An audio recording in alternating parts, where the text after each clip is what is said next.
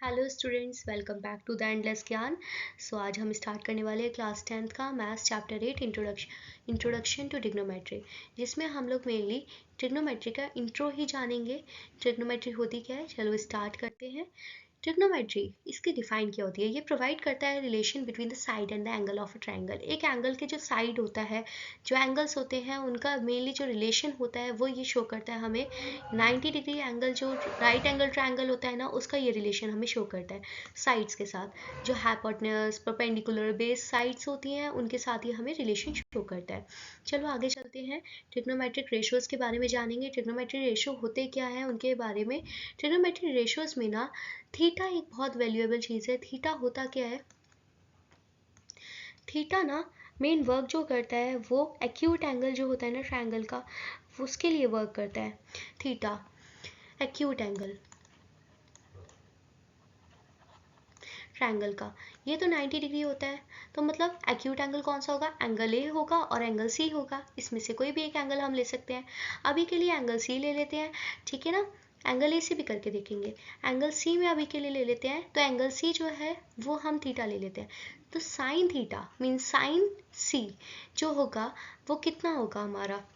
इसके लिए इसके सामने वाला जो होता है ना वो परपेंडिकुलर होता है, साथ वाला बेस होता है, एंड देन ये हाइपोटेन्यूज होता है। साइन थीटा जो होता है ना, उसका होता है formula P by H. P by H means perpendicular upon hypotenuse. उसको हम कैसे लिख सकते हैं? परपेंडिकुलर है ए बाय बी, ए बी, और हाइपोटेन्यूज है ए सी। कॉस थीटा जो है वो क्या होगा? वो होता है B by H. Tan theta होता है पी बाय बी। सेम हम इसको अब साइड्स के अकॉर्डिंग लिख लेते हैं। बी बाय एच बेस मतलब बी सी, हाइपोटेन्यूज जो होता है वो है ए सी। टेन थीटा में परपेंडिकुलर जो है वो है ए बी, बेस है B C. Then cosec theta जो है वो होता है H by P, H by P. Sec theta होता है H by B, and tan theta का रेसिप्रोकल कॉट थीटा होता है बी बाय पी। ये आपस में रेसिप्रोकल होते हैं। साइन कॉस कोसेक का, कॉस सेक का, टेन कॉट का, ये एक दूसरे के रेसिप्रोकल होते हैं। तो हाइपोटेन्यूज इसमें क्या है? कोसेक का हाइपोटेन्यूज है ए सी अपॉन पे P means A B. Then hypotenuse है इसका ए सी अपॉन पे बेस है बी सी। कॉट है, कॉट का बेस है बी सी, एंड देन इसका परपेंडिकुलर है ए बी। तो यहाँ पे हम लोग शो कर सकते हैं, एक आप तरीका इससे लर्न भी कर सकते हैं। पंडित बद्री प्रसाद हर हर बोल, सोना चांदी तोल। एस जो है वो डिनोट कर सकते हैं, यहाँ पे आप एस डिनोट कर सकते हैं साइन के लिए। सी है कॉस, टी है टेन।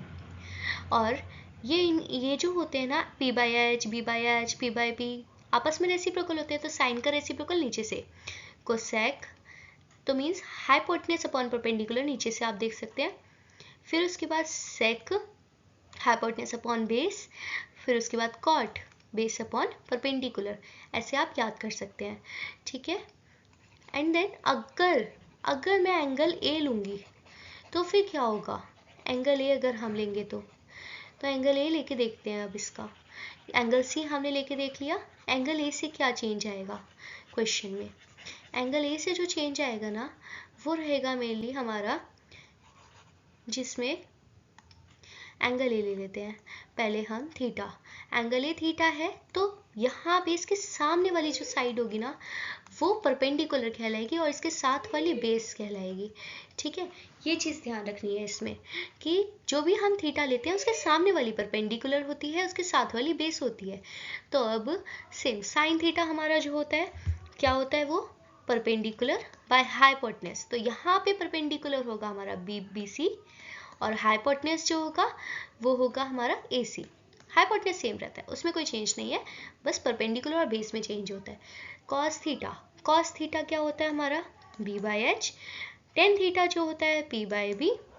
तो यहाँ पे जो बेस होगा इसका ए बी, और हाइपोटेन्यूज होगा ए सी।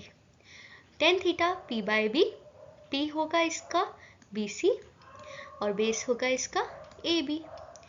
सेम, बस इसका रेसिप्रोकल हो जाएगा इधर h/p, h/b और b/p।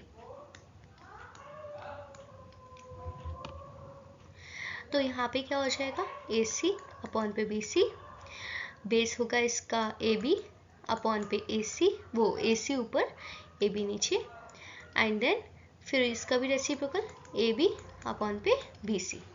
ठीक है, ऐसे लिखा जाएगा, ये रेसिप्रोकल हो जाता है।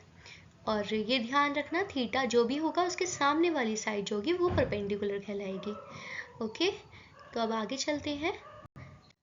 आई होप आपको क्लियर हो गया होगा वो टॉपिक। देन उसके बाद ट्रिग्नोमेट्री टेबल की बात करते हैं। ट्रिग्नोमेट्री टेबल जो होता है ना, ये आपकी बुक में भी गिवन है। यहाँ पे साइन 0 डिग्री 0 है, साइन 30 डिग्री 1/2 है, साइन 45 डिग्री 1/√2 है, साइन 60 √3/2 है, साइन 90 डिग्री, सबकी वैल्यूज हमें गिवन है मेनली। तो इसका क्वेश्चन कैसे बनता है, क्वेश्चन बनेगा कि 1045 डिग्री प्लस करो सेक 0 डिग्री का, तो फिर अब क्या होगा, 1045 डिग्री है कितना, 1045 है 1, ठीक है ना। सेक 0 डिग्री कितना है, सेक 0 डिग्री है 1, 1 + 1 क्या हो गया 2, तो ये आपका आंसर हो जाएगा। ठीक है, और अगर हम दूसरा कोई और लेके देख लेते हैं, ये तो सिंपल हो गया बहुत। अब हम दूसरी कोई वैल्यू लेके देख लेते हैं, जैसे कि हम लेके देखते हैं कि साइन 30 डिग्री प्लस कर देते हैं हम कॉस 60 डिग्री, फिर क्या होगा, साइन 30 डिग्री होगा 1/2, कॉस 60 डिग्री होगा 1/2, दोनों को प्लस करेंगे, पहले बेस सेम है हमारा, पहले से 1 + 2 हो जाएगा, 1 + 1 हो जाएगा 2/2, कट के हो जाएगा 1। ठीक है, 1 आंसर हो गया इसका। समझ में आ गया होगा आपको, कुछ नहीं समझ आया तो आप कमेंट सेक्शन में पूछ सकते हैं। देन उसके बाद यहाँ पे ट्रिग्नोमेट्रिक आइडेंटिटीज़ की बात करेंगे। जो ट्रिग्नोमेट्रिक आइडेंटिटीज़ हैं वो ये 3 आइडेंटिटीज़ होती हैं, आपको ये याद करना पड़ेगा। देन उसके बाद अगर हम इसको क्वेश्चन में करेंगे तो वो कैसे कर सकते हैं।